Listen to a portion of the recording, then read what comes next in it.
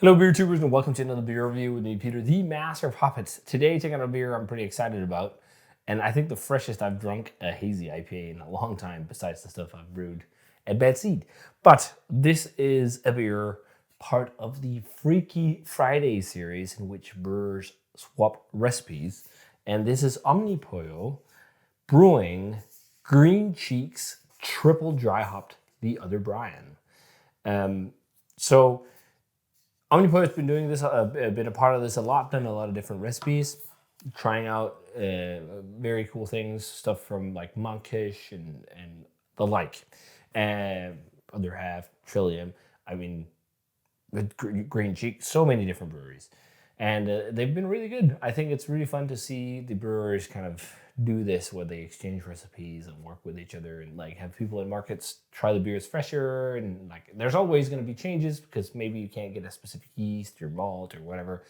So it's never going to be 100% the same beer as the actual brewery's beer, but it's going to be close. So I'm looking forward to this. This just looks obscene. I think this might be one of the heaviest hopping rates I've seen in an Omnipollo beer. This is so green. I'm a bit scared too. Looks like pure hop cum. Look at that. I mean, if you talk about bright colors, talk about this. Holy fucking hell. So this is absurd.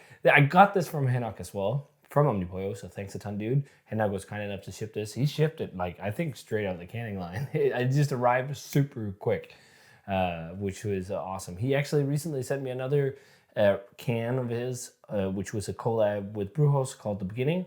I shot a review of that on a day where I shot a lot of other reviews, and I have a new microphone set, and I don't know, you press a button, and I pressed it one time too many, and all the videos of that day were without sound. But that was a great triple IPA. It was a little sweet, but it was not too sweet because it was so saturated and drenched in hops. It was nice. It was showcasing why I think the church is doing some of the better hoppy, hazy stuff in Europe. It had all that bright American saturated kind of flavor that you want. But I'm also sometimes now getting to these days to getting a bit oversaturation is becoming a thing as well. But let's see. I mean, I'm just scared because this is so green. I actually only hold it here. That's fuck, man. This looks exactly like US hype juice. I think actually right now this is one of the highest rated Omnipollo Freaky Friday beers, as far as I remember. So thanks a ton, Hinak. This will be fun to try. Straight off the can line too, man. Like, come on. So about a week in the can when I drink this. I'm looking forward to it because I've had the other Brian, the double dry hop version. And it's fucking great. It's an awesome beer. I think Green Cheek is an amazing brewery. It would be awesome to see that more in Europe now that we see Monkish from the West Coast and some of these guys, Brewhouse. It'd be fun to see more West Coast brewers. We need Shred. We need Green Cheek. We need a lot more brewers. Ghost Town. But yeah, let's check this one out. So yeah, it's green. it's saturated yellow greenish. I think in the description, Hinak was like, says not here. It says thanks to Evan from Green Cheek for the recipe and art. But I think on the description online, they're like, we can't believe the amount of hops you use in this beer or something like that. And this is all Citra hops. So yeah, greenish yellow hue, very bright. Looks like hop cum, turkey gravy, all that. Not even a lot of head, but a foamy film that's white. Let's check out the aroma on the other Brian triple dry hop from Omnipollo and Green Cheek. Jesus. Jesus. Holy crap, that is drenched in citra. That is.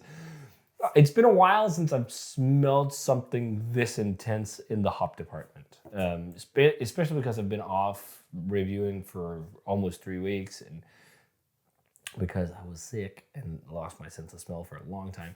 So it's been a while. And also prior to that, I've been a bit hazed out. But fuck, this is just insane. This smells like rubbing citra pellets. Pretty much. That bright, dank, tropical aromatic of great citra is what you smell here. Like super intense, bright, dank, weedy notes, caddy, super bright pineapple, lime, Monstera Deliciosa. I think Monstera Deliciosa is a symptom of highly saturated beer in general because I always only get it. It's also sweaty. I always get that in heavily saturated beers that are tropical. It's like when it's so saturated, it's Monstera Deliciosa. And I think it's a bit funny because it's a fruit that's toxic if it's not ripe. It will burn your palate. It's like there's some connotations to this in the hop world. But it's so fucking bright and dank. It's limey notes. There's an herby touch too, like Thai basil, minty. It's so funny because it's a lot of notes you don't associate with Citra necessarily.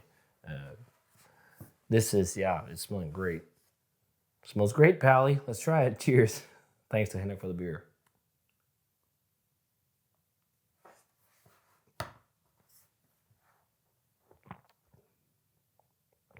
Holy fucking shit. That's a hop bomb.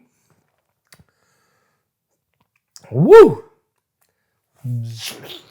I think this is the most hoppy beer I've had since the first time I had a 3x3 from Omnipollo. It is just smacking you all over your face, attacking your palate with flavor. Like, holy fucking shit. And it's intense citra goodness. You can sense that this beer's got some sweetness, but I think you fucking need that.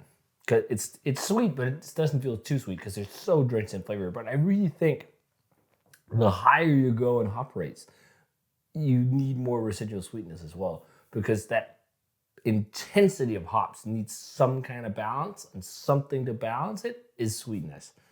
At least that's my analysis of drinking these kind of beers. This is one of the most fucking saturated beers I've had in a very, very, very long time. Maybe if ever.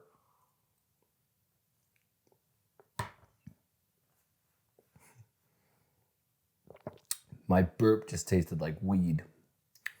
I think this will peak in 2 weeks. Maybe 3. Like right now, it's almost a bit too much. Like it's so fucking intense. It's like, if you want that like hot bomb experience, like this gotcha. But if you want it to calm down a little bit, then I'd say get some to sit in the fridge for a little bit, just a week or 2. Like, yes, hoppy beer is always best fresh. But when they're this fucking drenched in hops, they can benefit from just aging a bit, because it's definitely got that bite. But I think in this, it's much more palatable than the last beer I remember being this like heavily saturated, which was the double dry hop Sudosu, where it was so rich on like intense drying polyphenol action in your palate that was almost undrinkable. I was like, I'm not even sure if I can rate this. This doesn't go all the way into that. And I'm not sure if that's because there's a little less hop matter in solution, or it's the sweetness of the base beer, or what it is. There's just something in here that makes it more drinkable. But this is fucking extreme beer. Like, when beers get this hoppy, it's really extreme. Like, this feels like what I would call fucking quadruple dry hopped or more. Like, it feels hoppier than triple dry hop. But I think it's also because it's so fresh. Like, I don't think I've ever drunk a triple dry hop beer at around a week. Fucking intense. I'm getting papaya notes now as well. And guava. The Monstera Deliciosas, they're all that dank, cushy citra. Weedy fucking dankness.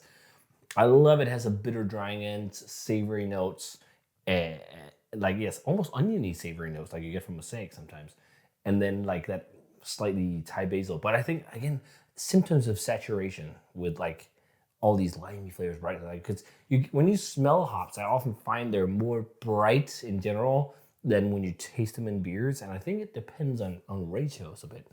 Like, the truest expression of hops to me, if you want to try the real flavor, is either like, where I think it's best, West Coast IPAs, where there's no yeast to play around, or with beers that are hazy like this, where they're hopped to all hell, so that the hops actually overshadow the yeast character. The yeast character is just a slight supporting cast in this. Like, it's definitely got some juicy overripe notes, but it's full-on attack of citric goodness. This is fucking great. But it's also something where I'm like, I think I will enjoy it more in a week or 2 than I am right now. So I'm debating 95 or 94 because it's fucking great haze. I think maybe it's probably a 94 now, and I'm sure like in a couple of weeks where it's just got to settle a little bit more, it'll be a 95, just to get some of that. Like it has a little bit of like it has that intense. It's not really a hop burn, but it's like that chlorophyll intense polyphenol bite that sits on the palate a little bit, goes down, but it's not like too much at all. Like it was much worse in the double dry hop soda soup, where it's just like fucking up your palate. Here it's like it's there, but it's not overly aggressive. So if you guys had the chance to try the Omnipollo Stroke Green Cheek, the other brand, triple dry hop edition for the Freaky Friday project, let me know what you thought of it. Pretty intensely hoppy beer. One of the most intensely hoppy beers I've had in a long time. So yeah, if you had it, let me know. Thanks a ton to Henrik for the beer. And as always, remember to comment, subscribe, check out the Facebook fan page and Twitter and Instagram. Give the video a thumbs up if you enjoyed it, and ring the bell for future notifications about videos. And I'm going to say cheers and see you guys in another beer review.